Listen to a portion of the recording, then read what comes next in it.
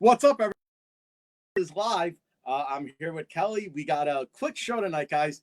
He had a busy day. I did too. So we're not going to be on for 2 hours like we normally are. We're going to make this one short and sweet, but we got a lot to talk about. So Yeah, cool. This is gonna be a fun one. I think so too. Um, yeah. So what's on? We're gonna talk about new bands or new releases or both or whichever, right? Yeah, so we kind of had this discussion, and we thought we would start every segment, guys, with kind of a question that we asked each other throughout the course of the week, whether it was like, what's your favorite concert you've ever been to, or what band do you think is the best live? Or so the question we asked each other this week was, what's your favorite new band?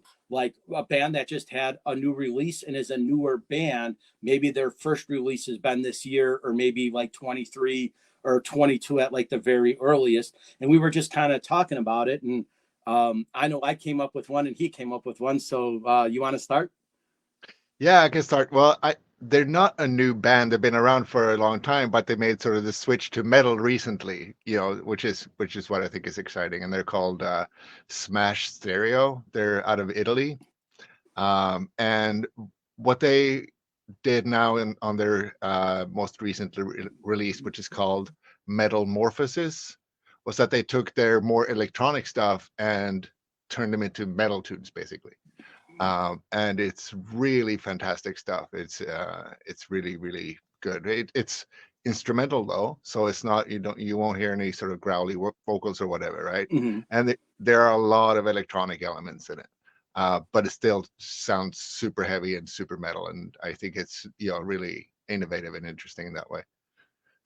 Awesome. So my band is actually one I found through a girl I follow on Instagram and TikTok called Metal and Coffee. And she basically says, I found this band. She plays a little 20-second or 30-second clip of their music, and then she'll give a little bit of segment about the band. And she had this band that was featured on it called Trench.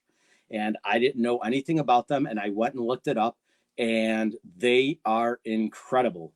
And I went to try to find on Google and like Apple Music, sometimes it gives you a little description about them. And I think they're too new to even have a bio. They came out with their first release this year. And if you guys haven't heard of Trench, you need to check them out. They are kind of like if you were to take Knocked Loose and maybe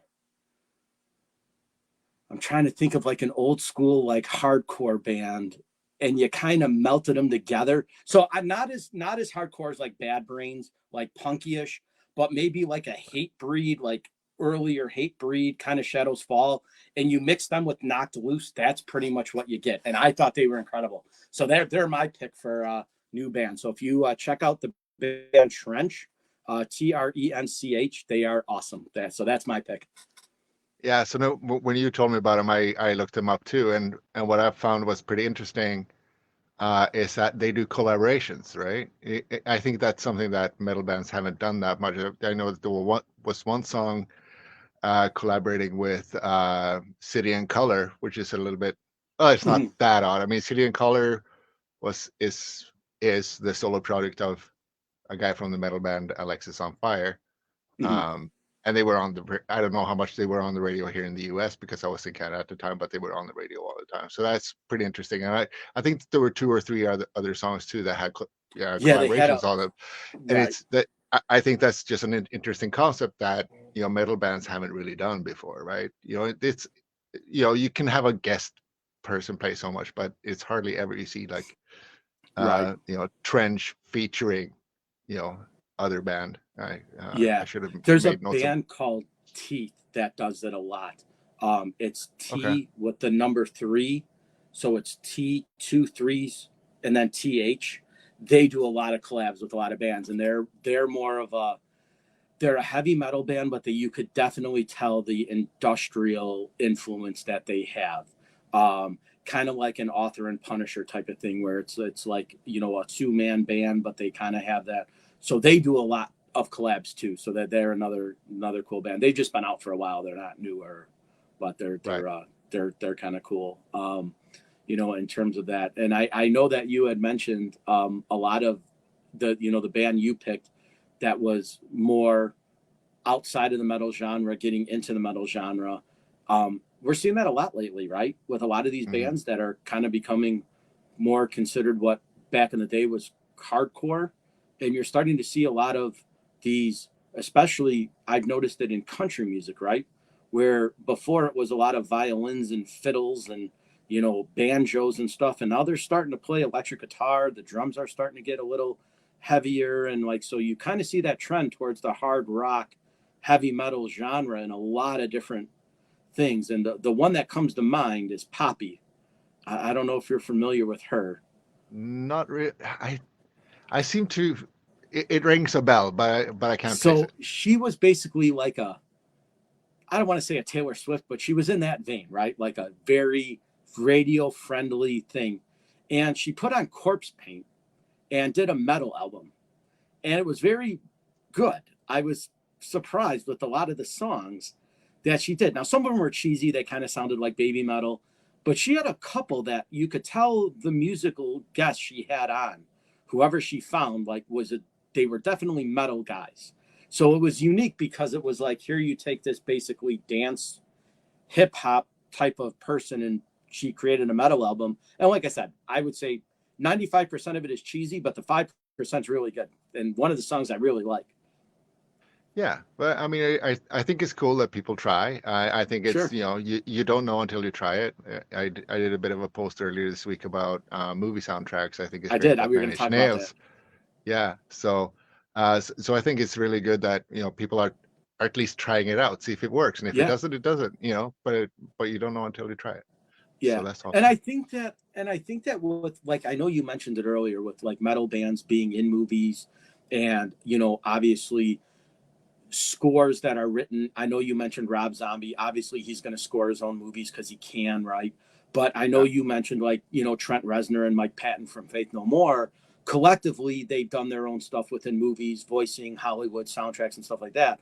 But you've never seen the band do it, right? It wasn't right. Faith No More, or it wasn't, any of Mike Patton's other projects. It was just Mike Patton in a studio creating these kind of unique soundtracks. But now this is the first time that you actually have a band involved, right? Like, it's Nine Inch Nails, the Hmm. band. It's not just Trent Reznor, who Trent Reznor is probably one of the more talented musicians out there. If people aren't familiar with his stuff, like, very few people in the music business can write their own music, play every instrument, do all the programming, do all the audio, do all the sound, do all the technical stuff. He's one of the guys that can do an album from start to finish by himself. And he's done it Yeah, before. His early Nine Inch Nails stuff, he played every instrument on the album. He mixed it. He did all the editing. He did all the engineering. He did all the production, and he put the album out. So I yeah, don't. I could maybe think of two other guys in the music business that could do that. So he is a yeah, very talented person. yeah. And a lot of those guys actually aren't very well known, but they are people that work behind the scenes and help other people out. But Right.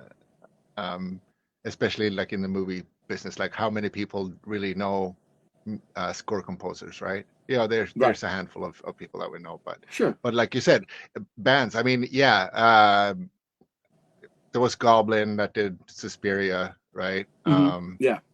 Which is fantastic of a soundtrack, but it's kind of avant-garde. Obviously, Right. Oh yeah. Queen has done a few.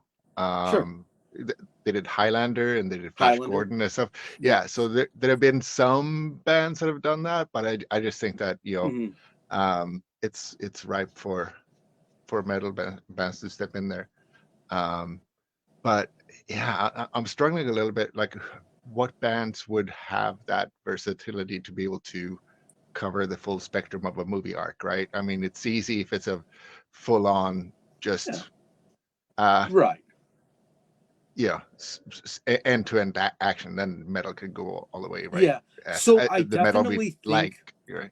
Yeah. So Go I ahead. think the bands, ironically enough, that have a DJ or a programmer makes it easier because you can transition the music from scene to scene if you were going to score a movie. So I definitely think that, like, the Nine Inch Nails is like the perfect one for that because they use programming all the time. They use drum machines, they use tech machines, they use soundboards. So bands that just are four guys playing an instrument, it's probably going to be harder to do that.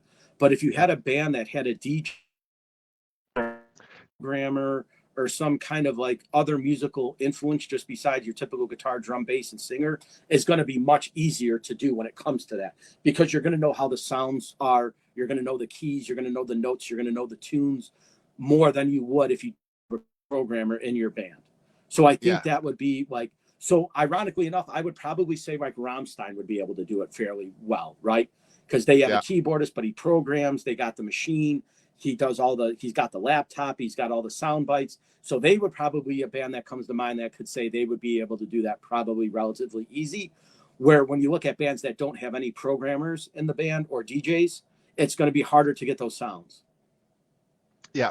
No, that's true. I was thinking about health as well. Would be able to do that, but Yeah. we're leaning more towards the industrial people, right? Well, That's because you have a lot more to obviously, play with in that. yeah, having a synthesizer and having a program machine is going to make that job a lot easier, right?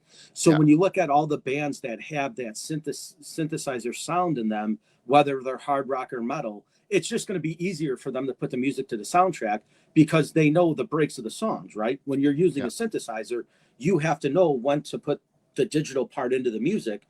If you never had one or you've never used one, you wouldn't know what to do. Now, I'm not saying musicians couldn't figure that out, right? Like if you got a band that said, well, give me a programmer, give me a synthesizer, we can do it. I'm pretty sure they're technologically able to do that.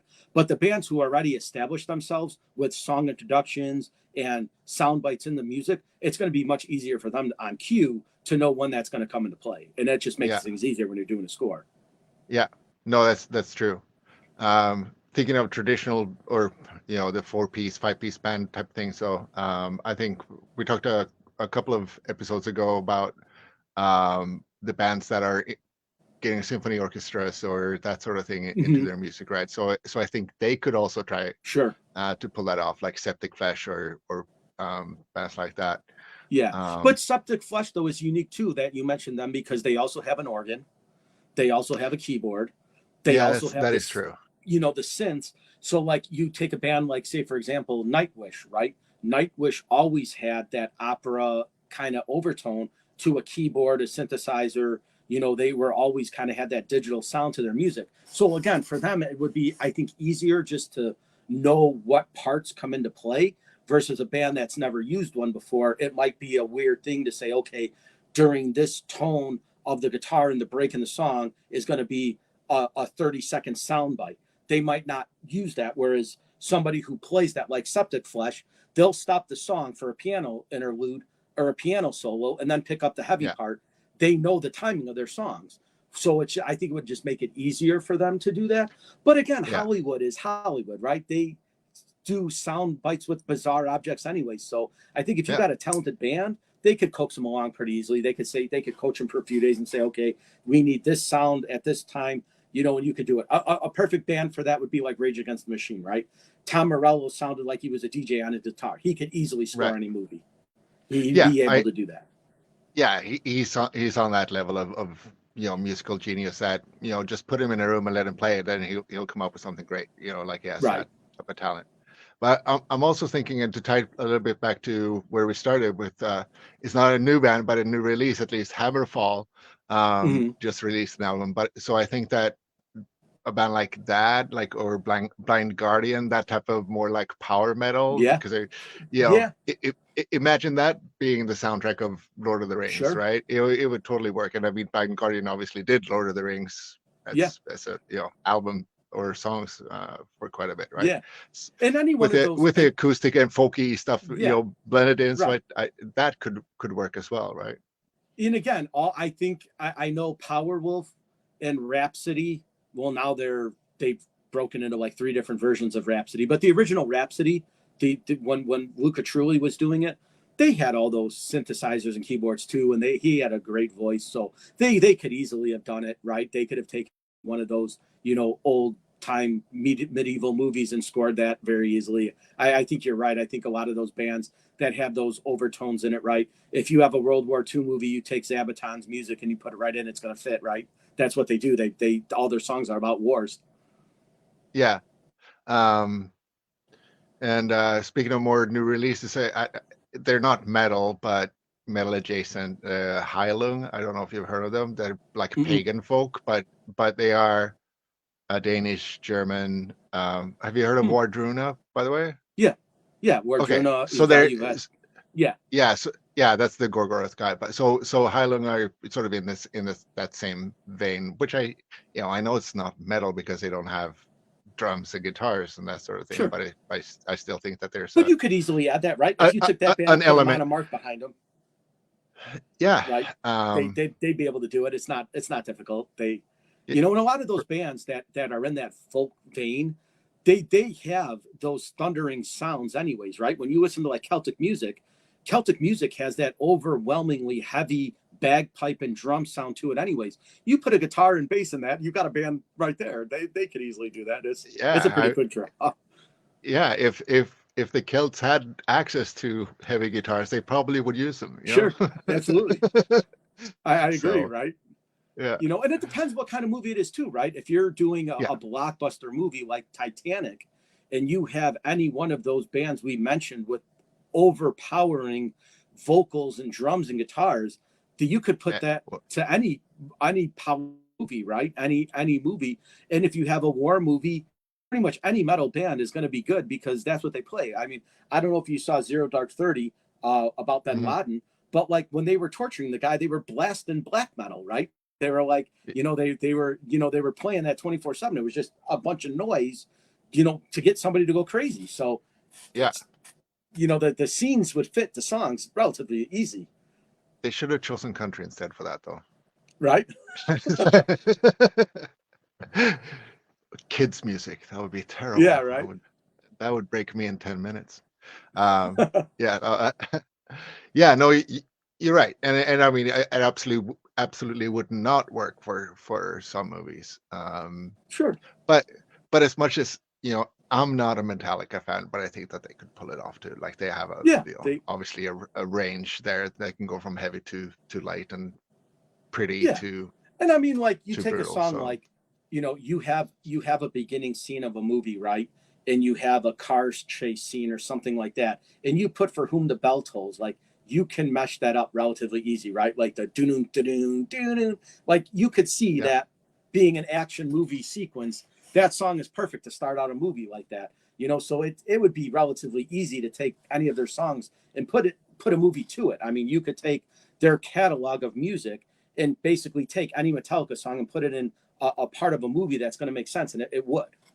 yeah, yeah. Like Unforgiven would be in the Sure. sad lovelorn scene or whatever, right? Yeah. Right. They could cover a lot of stuff in movies. So I And I think know you mentioned it before because you mentioned a few bands that have been in movies, right? That their scenes or their songs have meant. And like one of my favorite ones is Terminator 2, right? When Arnold's coming out of the bar and You Could Be Mine came on, right? Like, what a better song to that, him coming out. Like it was perfect, right? So like you had yeah, the biggest band in the world with their song in the biggest movie of the world. It made sense. It just, yeah, they could easily do it. yeah. And then there are some really amazing soundtracks that are so much better than the movie The movie, itself. right? Yeah, that Yeah, happens a lot, right? a That's lot. a Yeah, you could argue that that's happened with the Rob Zombie movies a little bit, that the soundtracks have been better than the movies. I don't know. I haven't really paid much attention yeah. to And those. again, It's really, I think but most people are fan of Rob Zombie movies because they like the idea that one of their own created a movie. I was that way, right?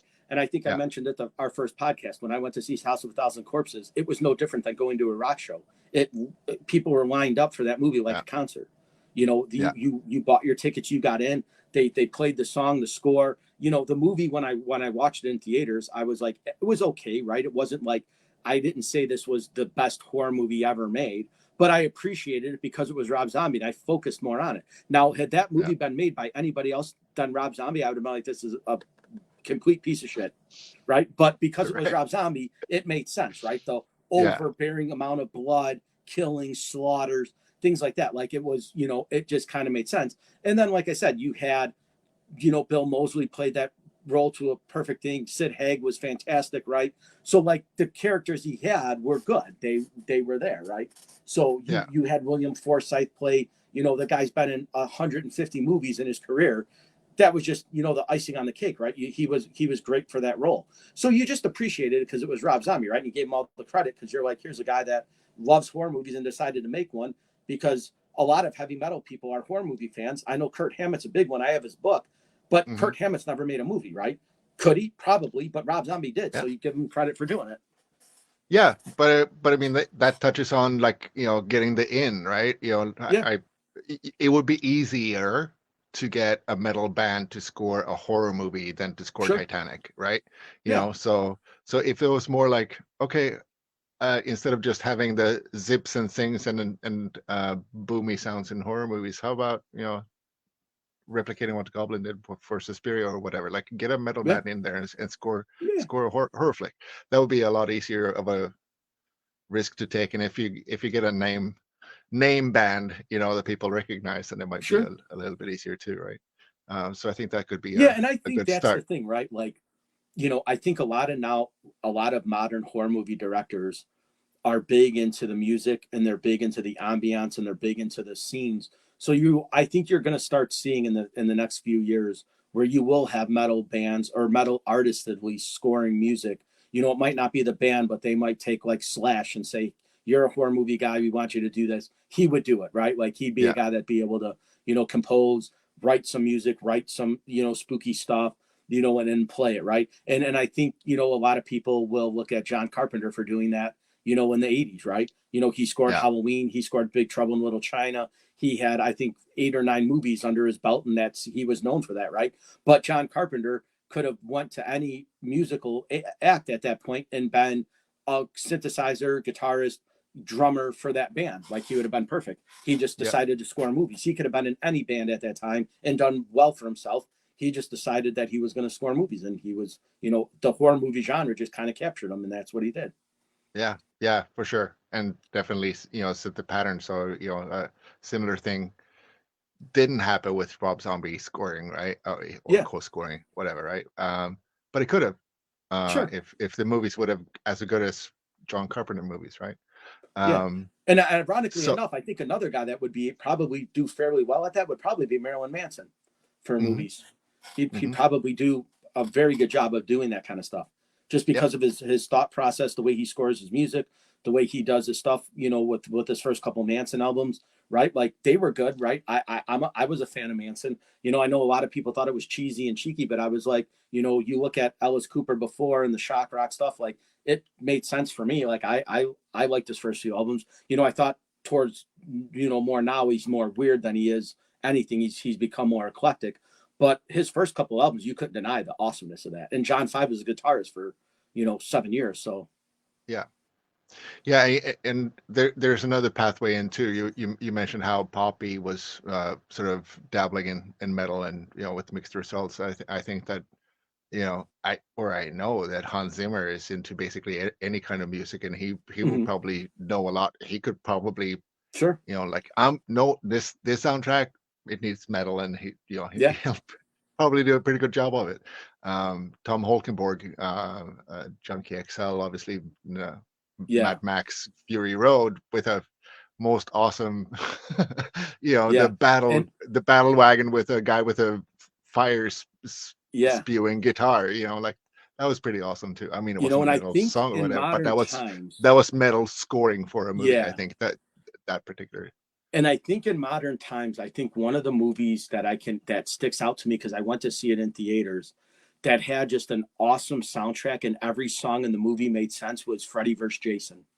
I don't know if I you've ever haven't seen seen that. that, but No. every song in that is a heavy metal song. It had Flaw, Mushroom Head, I think Slipknot, Killswitch Engage. I mean, I can't. Every band on that was a metal band, and every song in the movie made sense for every scene that they used a heavy metal song and that thing. Now, obviously, there was other musics and other sound effects and stuff like that, but that movie, I think from its start to beginning, had 9 different heavy metal songs, and they all did well in their fit of the scene. So that was pretty Yeah. unique. Yeah. And then Yeah. obviously, without saying, I think Judgment Night was one of those rare movies that kind of, that soundtrack was rap and metal, right? Yeah. Yeah. Biohazard and Onyx, and That's fantastic. So Another that, body murdered. yeah, right.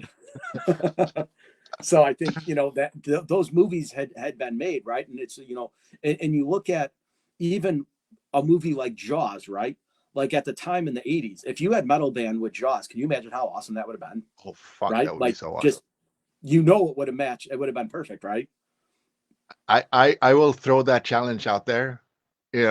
As classic as it is, I still think that you can get that. Those two notes sound really awesome with the guitar, and Sure. I'll throw that challenge out there. Any Yeah. metal band, rescore Jaws, do it. Yeah. And that's one that comes to mind because it was like, Yeah, it's that's a great perfect. idea. Every bellowing, time the shark was attacking, if that was a metal song behind it, it would just make things that much better, right? And it easily could have been done. Yeah, that would be fantastic. Hey, yeah. Anyone watching this that's in a metal band, try to score Jaws. Yeah, right. Rescore it. Beat John Williams. Oh, So yeah. there's just a Nobody lot of needs to be movies. different, right? Yeah, and movies have their time and place, right? And obviously bigger name artists are going to do better with movies in a genre that they're going to do it, right? So like, when you had The Bodyguard with Whitney Houston, right? She Mm, scored all the music to that. She did a fantastic job, right? Like, you wouldn't have been able to pick anybody else but her for that movie, right? That just made sense.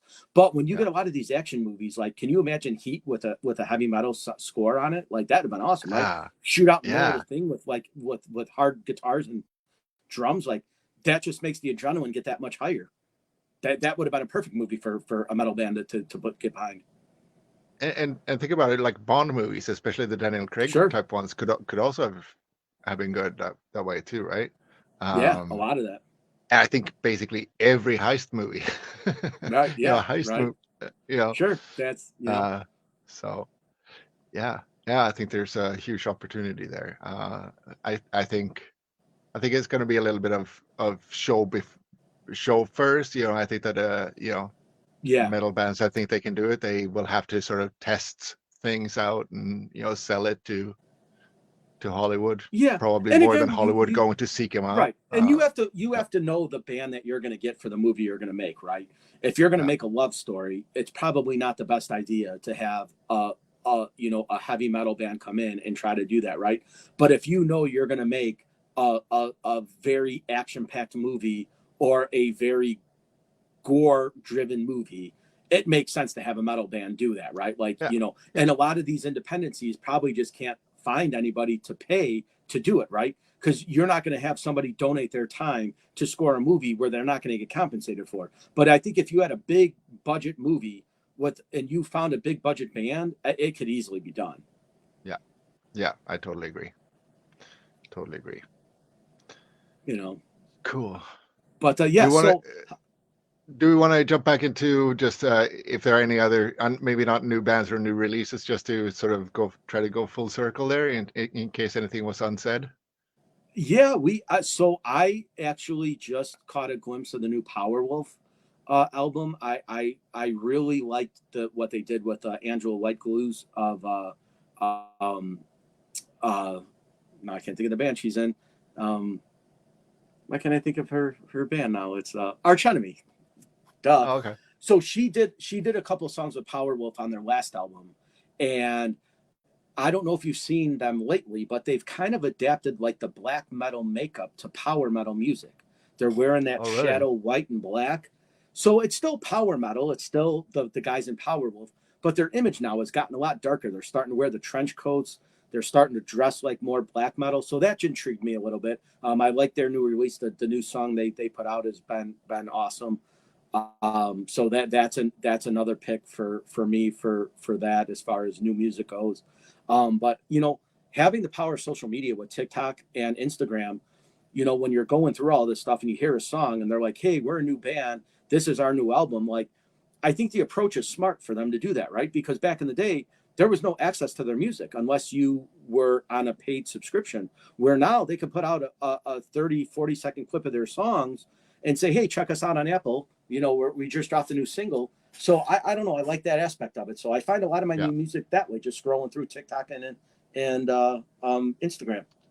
Yeah, no, it's the same way for me. Like I'm a bit of a Spotify whore, right? I'm putting on the Discover Sure. Weeklies or whatever, and it's I hit the plus sign. I don't remember what Yeah. the band was called Right. sometimes or whatever. Just cycle through.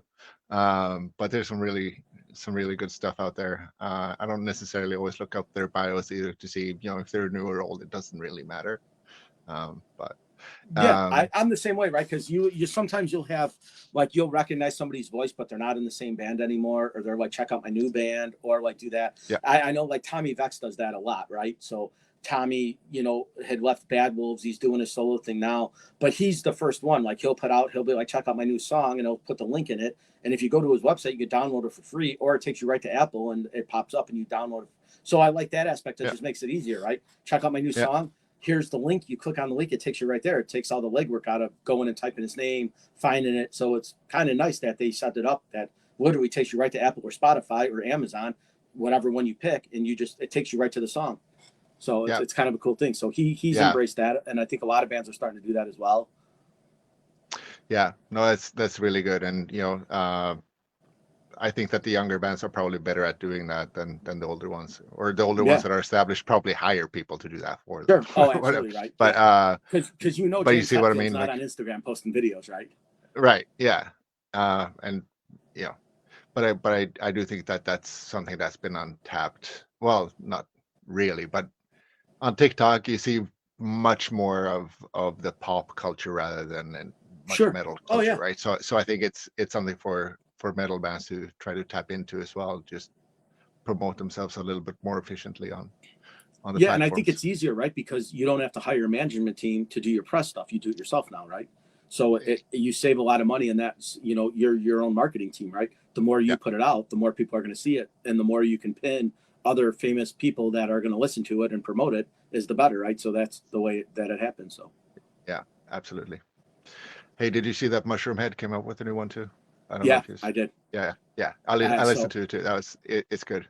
It's good. yeah. I liked it. And so, like I said, Mushroom Head's just one of those bands that kind of like is never going to get the notoriety they deserve. They've been out for a while, but everything they put out is just good. So I'm just a fan. And like I said, I had a personal connection with the band, and I've met a bunch of them, and I've hung out with a bunch Yeah, of them. So I'm just kind of it's just for me, they're always going to be that band that like I can relate to. yeah, yeah. No, I know you mentioned them a few times, so I looked them up a little bit closer, and it's like, oh, that's a Yeah, new album. So, I like the little southern twang they've added to it. yeah, It's like death metal with some boogie parts in there. right, It's yeah. interesting. And they've always been that way. They've covered Yeah, Prince. They've covered like the most obscure people that you wouldn't think that metal bands would cover. They've kind of done it, so they're always kind of on the edge of that type of thing. I know they covered Seal, and they've covered a couple people that like you wouldn't think metal bands would cover, and they've done it fairly well. So yeah, awesome. nice. Well, what do we want to talk about next week? We'll wrap things up. I know it's been a long day for you. Yeah, yeah. My brain cell is fighting with itself right now, so I How don't about we really do have this? a. Since we talked about covers, why don't we pick out some covers we like Oh, of bands covers. that have done good songs? So we'll start the show Good, with our favorite good one. covers. Good one. Yeah, that's a All right. good. I'll have time to think about that one. Sounds good. I like it. Awesome. All Awesome. right. Well, Well, I hope you guys enjoyed the show. We're gonna call it a night. We've both had a busy day. But we'll see you guys. Maybe next week we'll do it a little bit earlier. We don't have to wait until 10. Maybe we could do it at like 8:30 or 9. we'll see what happens. That way. Fair enough. But I like it. we'll So do the usual video thing to announce when yeah, and where. awesome. And So we'll do it next week at a different time. It'll be to be determined. But for now, we're signing off, guys. So thanks for watching the pod cult, and I'm still working on getting it on its own.